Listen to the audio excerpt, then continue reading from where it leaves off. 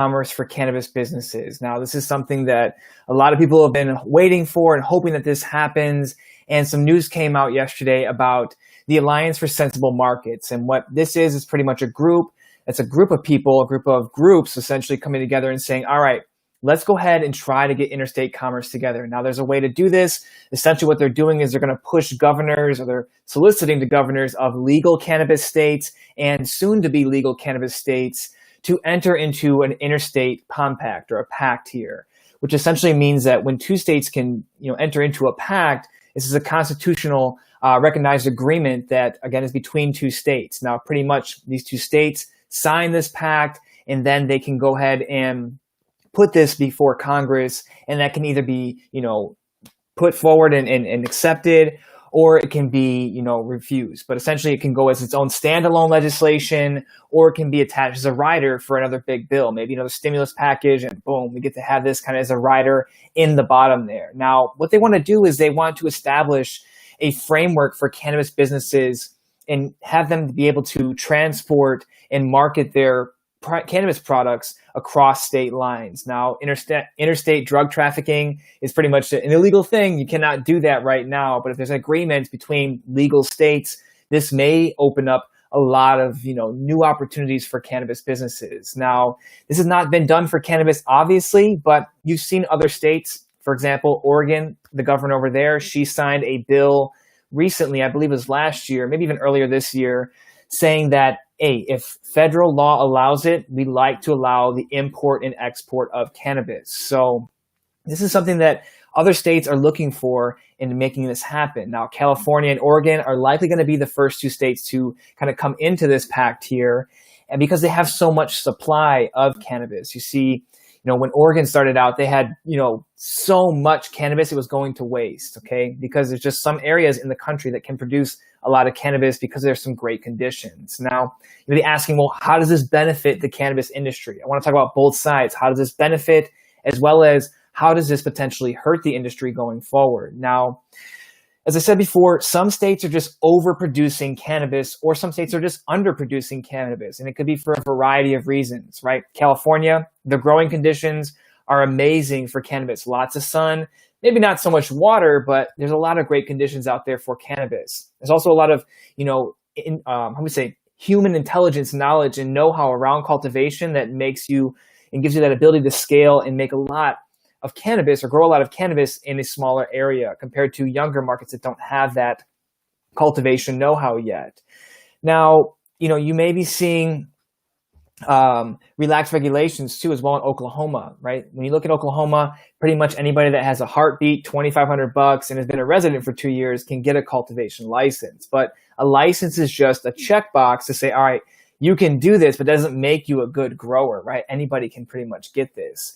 But this allows some states to specialize in their vertical, right? So example here is going to be New York. Lots of consumers in New York, New Jersey, in the Northeast. Maybe not the best place to start growing cannabis. So what they could potentially do is focus on the retail operation.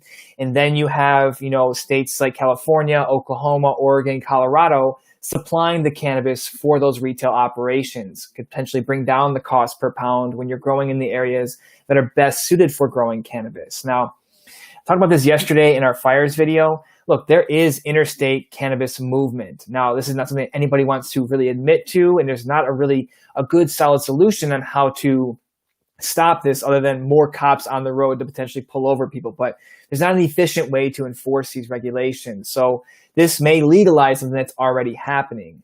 Now, so again, first off, how it benefits is it could help the supply chain and smooth out and allow people to specialize in certain areas. Now, the second way this could help out is it could increase business valuations, especially for cultivators, especially the ones that have great product, the ones that have high yields, and the ones that are in spots that can grow large amounts of cannabis. Now, last week, 2 weeks ago, I spent about 4 days in Oklahoma. If you've never been to Oklahoma, you should go and check it out. Beautiful state to visit, but specifically went there to visit some of our clients. And, I spent there, I looked at the spaces and the grow operations. I'm going back in October for Croptober when they harvest a lot of this cannabis. But it's like, wow, this is a kind of set up perfectly for cultivation and processing or manufacturing. They've got cheap real estate, the cheaper to do business overall there. And all the costs are pretty much lower relative to other places in the country. Now, they've also got, as I said before, incredibly relaxed licensing regulations. It's not very difficult to get a licensing for cultivation out there, which kind of opens up the door for the free market to say who is going to be the best, and they're going to hopefully rise to the top. Now, it's also in the center of the entire country, so it can take advantage of easy distribution. Right up the I-40, it can go west out to California and other states. It can go north. It can go out to the east to Chicago, hit up New York, the New England area, and also go down towards Florida. So, those are the kind of things you look at as a multi-state operator or as a brand new cannabis business, saying, hey, where do we really want to position ourselves? Because the industry today is not what it's going to be in 6 or 7 years, right? Maybe in 8 years, your competitors are going to be Rite Aid, Walmart's, CVS, because they may start moving into the licensed cannabis if it becomes nationally legalized and be rescheduled. So thinking about where do you want to place yourself in the next, 4 to 6 years, right? Don't rush into cannabis just because you think it's a cool, hot thing to do. There's no such thing as the green rush. That's a big fallacy. It's a cool marketing gimmick for the news stations, but it's not real. There will always be opportunities. So think about, where are the booming cultivation opportunities going to be located at? So that's one thing to think about, all right? Now, one thing to consider, everybody wants this interstate legal cannabis, or most people do want that, but we don't know how this is going to really affect the small scale growers.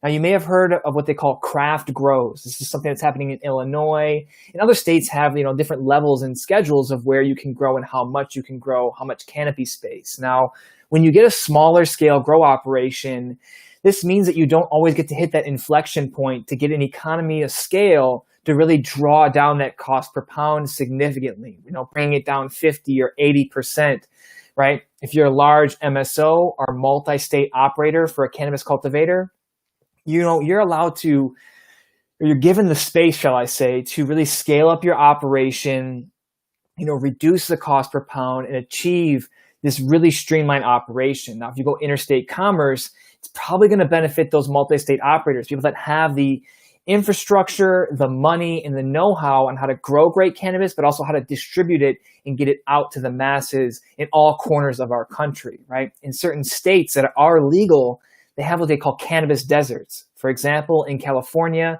it's like 66% of the state and the municipalities there prohibit the sale of cannabis in their area.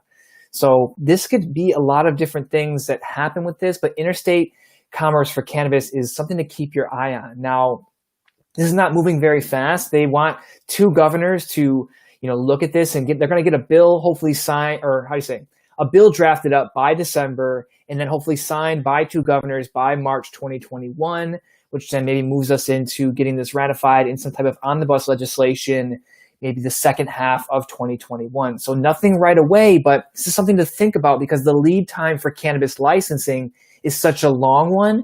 You may not want to be in certain states when this does actually open up. Or maybe you do. It's all just for your consideration. Now, this legislation is kind of running under the guise that it's going to help thousands of smaller other businesses, small scale operators. Now, it probably could help the retailers that are smaller scale or those later in the supply chain with cheaper raw product. You're going to get the ability to get access to cheaper raw products. Now, from there, do these small scale growers get priced out because they just can't compete? They can't bring their price down as much as these large scale operators.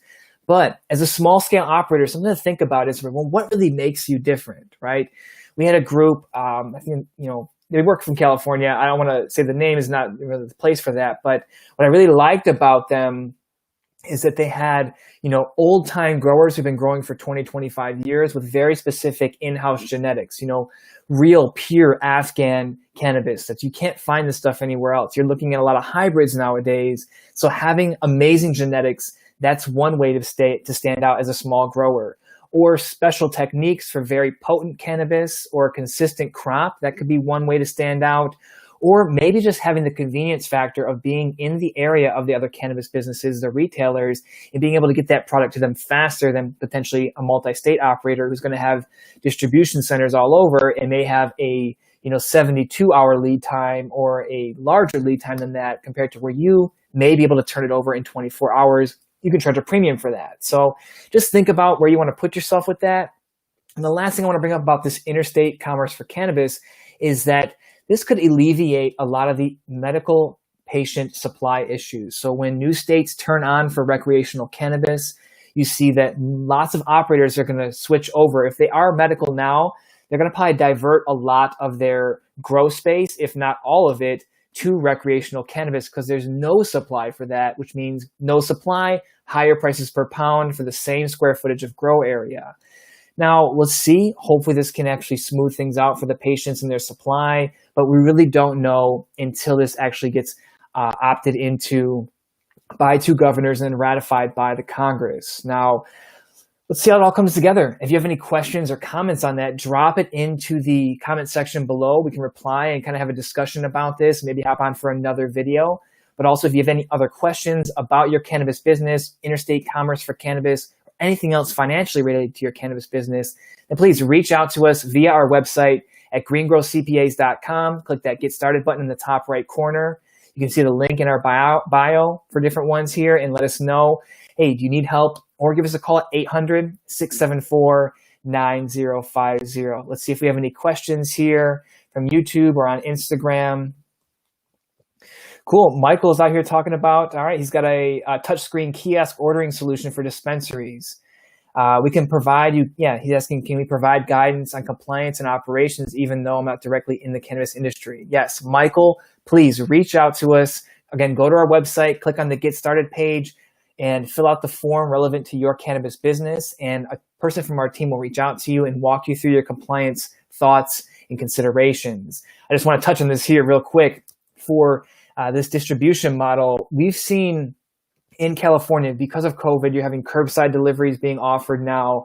One of the things that's kind of cool is that these kiosks, you could potentially put them, in local convenience stores, and then people actually order their cannabis and it gets delivered to their house, or it gets delivered and you can go meet up with the delivery person at the relevant location. There's a lot of cool ideas with technology that are streaming right now and coming up. So if you don't want to be, directly in as a distributor or as a cultivator, look at technology plays. There's a lot of money being poured into streamlining the technology aspect of cannabis. When we talk to our clients, there's a lot of people that say, hey, there's no great all-in-one solution. I know everybody's trying to crack that code because there's not a, out of the box all-in-one. A lot of software solutions focus on just their one topic, whether that's cultivation management, manufacturing management. They'll add in other components that help them make and become vertically integrated all-in-one software. Look at these plays. Fix a pain point for the cannabis industry. Maybe you get to sell that technology company, and then 24 months later, now you can get into your cultivation business with your exit cash. So, Michael, thank you for that question. And again, if you have any other questions about the cannabis industry, send us a DM on Instagram, or reach out to us via email, or again, go to our website, greengrowcpas.com. Click that Get Started button in the top right corner, and we can help you out and walk you through and consider all the different angles, or as many as we can see, for helping you through your cannabis business. Again, thank you for your time today. Have a great day, and we'll talk to you soon.